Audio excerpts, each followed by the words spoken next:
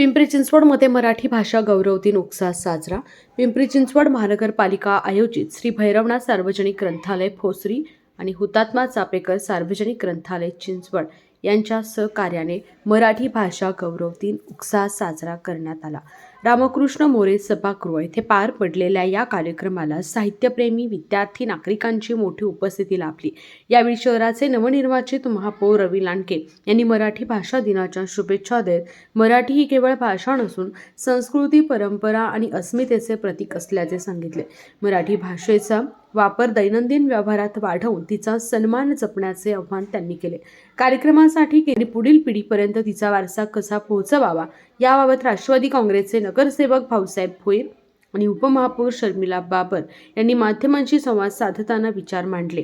मराठी भाषेच्या जतन आणि संवर्धनासाठी सर्वांनी एकत्रित प्रयत्न करण्याची गरज असल्याची भावना त्यांनी व्यक्त केली. कार्यक्रमात विविध सांस्कृतिक उपक्रमांद्वारे मराठी भाषेचा गौरव करण्यात आला.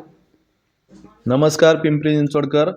आज मराठी भाषा गौरव दिन 27 फेब्रुवारी ज्येष्ठ साहित्यिक कुसुमाग्रज वि.वा. शिरवाडकर यांच्या जयंतीनिमित्त संपूर्ण महाराष्ट्रात, संपूर्ण देशात मराठी भाषा गौरव दिन साजरा केला जातो.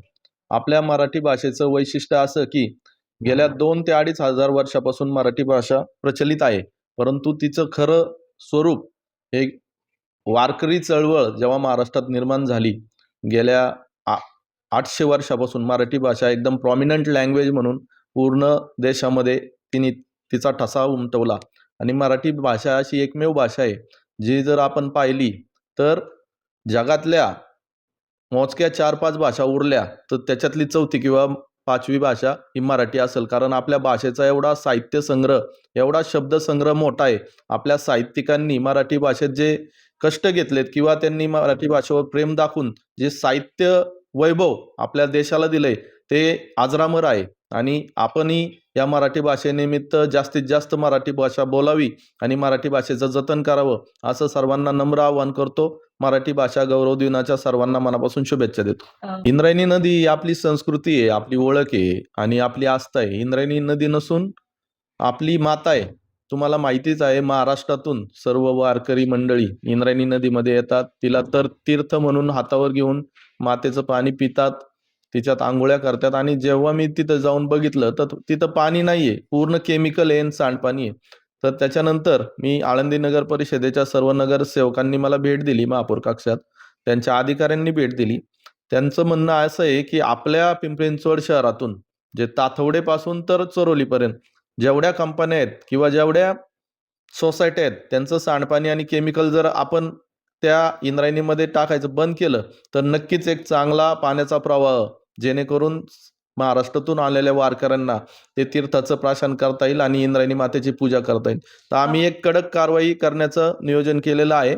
त्यानिमित्त मी आयुक्तांनाही काल माझी बैठक झाली. संजय कुलकर्णी पर्यावरण जे अधिकारी आहेत त्यांनाही सांगितलं कुणाच्याही काटकसर न करता सर्वांवर योग्य कारवाई करायची. शहराला नियमित पाणी मिळत नाही, यासाठी आपण पदभार स्वीकारल्यानंतर आवाहन केले होतं.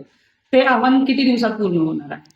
स्वच्छ आणि नियमित पाणी मिळणे हे शहराची हक्क आहे, शहराचा आणि गरजही आहे. आपल्याला माहिती आहे पाणी प्रश्न हा शहरातील सर्वात मोठा प्रश्न आहे. तर भामा आसखेडची जी पाईपलाईन योजना आहे ती 70% पूर्ण झालेली आहे. मी चिखली जलशुद्धीकरण प्रकल्पाला भेट दिली, निगडी जलशुद्धीकरण प्रकल्पाला भेट दिली. जेव्हा ही भामा आसखेडची पाईपलाईन 30% पूर्ण होईल तर अजून 167 MLD पाणी आपल्या शहराला येणार आहे आणि जवळजवळ 2031 पर्यंत शहराचा स्वच्छ आणि नियमित पाण्याचा प्रश्न सुटणार आहे. तर कालच आयुक्तांबरोबर बैठक झाली. ते आयुक्तांनी मागच्या ठेकेदाराला एलिमिनेट केलंय, त्याच्यावर सही केली. आता येणाऱ्या 15 दिवसात नवीन ठेकेदार नेमून ती पाईपलाईन योजना चालू करण्यात येईल. गेल्या पुढच्या 6 ते 8 महिन्यात पाईपलाईन योजना पूर्ण होईल. नक्कीच या शहराला स्वच्छ आणि नियमित पाणी मिळेल. रात्रीच्या वेळी ज्या महिलांना ड्युटी करायला लागायची त्यामुळे महिलांच्या सुरक्षतेचा प्रश्न निर्माण झाला होता. परंतु महानगरपालिकेने मला जेव्हा सादरीकरण केलं ते काही भागात ते योग्य आहे. रात्रीचं काम जास्त प्रमाणात होतं, वाहतुकीची अडचण होत नाही आणि पर्यावरण पूरक होतं. कारण रात्री जर आपण कचरा साफ केला तर सकाळची जी शांत आणि चांगली हवा ती सर्व नागरिकांना अनुभवायला मिळते. परंतु महिलांची सुरक्षितता प्राथमिक असल्याने मी आरोग्य अधिकाऱ्यांना निर्देश दिले की रात्रीची महिलांची नाही तर पुरुषांची संख्या जास्त वाढवा. महिलांची रात्रीची शिफ्ट कायमची बंद करून टाकली.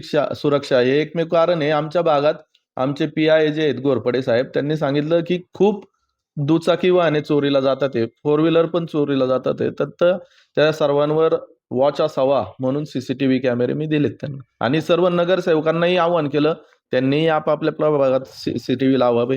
हे जनतेच्या सुरक्षेचा प्रश्न आहे. महापौर मी पिंपरी चिंचवड शहराच्या जनतेच्या आशीर्वादाने किंवा माझ्या कुटुंबाच्या पुण्याईने भारतीय जनता पक्षाच्या जे त्यांनी माझ्यावर विश्वास ठेवला त्यामुळे झालो. परंतु महापौर झाल्यानंतर पहिली भावना माझ्या मनात आहे की जनतेचे प्रश्न आणि जनतेचे जे अडचणी झाल्यात गेल्या 4 वर्षाच्या काळात ते पूर्णपणे मार्गी लावायचे. 35 लाखांचं आपलं शहर आहे. ते एकट्या माणसाचं काम नाही की पूर्ण प्रश्न मार्गी लावायचे. पण मी ठरवलंय मी माझे 100% देणार आहे. जेवढं जनतेसाठी जनतेची सेवा करता येईल तेवढं करण्याचा निर्णय मी केलाय. धन्यवाद. आज मराठी गौरव दिन आहे. त्या निमित्ताने मी सर्वप्रथम सर्वांना मराठी भाषेच्या शुभेच्छा देते आणि आपले ज्ञानपीठ पुरस्कृत कवी कुसुमाग्रज यांच्या जयंतीनिमित्त त्यांना सर्वप्रथम अभिवादन करते. आज संत ज्ञानेश्वर महाराजांनी सांगितलेलं आहे की मराठी भाषा ही अमृतावाणी गोड आहे. तिचा तुम्ही वापर करा, प्रसार करा, प्रचार करा. आणि मराठी भाषा ही आपला मान आहे, अभिमान आहे, मातृभाषा आहे. तिचा सन्मान करा, एवढंच मी सांगेन. खरं तर आजचा एक अविस्मरणीय असा दिवस आहे की मला वाटतं की कुसुमाग्रजांची जन्मशताब्दीच्या माध्यमातून अभिजात मराठीला जो दर्जा दिला ते देशाचे पंतप्रधान नरेंद्रजी मोदी यांचं मी खरंच सर्व मराठी जनांच्या वतीनं त्यांना धन्यवाद देतो की अनेक वर्ष प्रलंबित राहिलेला हा 14,000 वर्षापासूनची असलेली ही भाषा आणि त्याला दर्जा मिळालेला जो अभिजात मराठी दर्जा मिळालेला आहे. खरं तर आजच्या दिवसाच्या माध्यमातून आपण एक संकल्प करूया की चला एक महापौर आमचे अत्यंत तरुण महापौर या शहराला मिळालेले आहेत.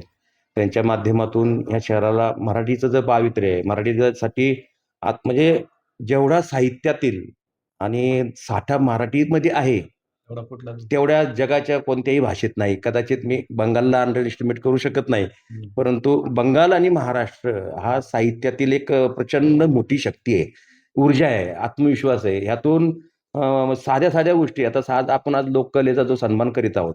खरं तर शिवकालीन हे लोककला आहेत ना हे वर्तमानपत्रच होते. जसं तुम्ही आज डिजिटलच्या माध्यमातून हे करतात.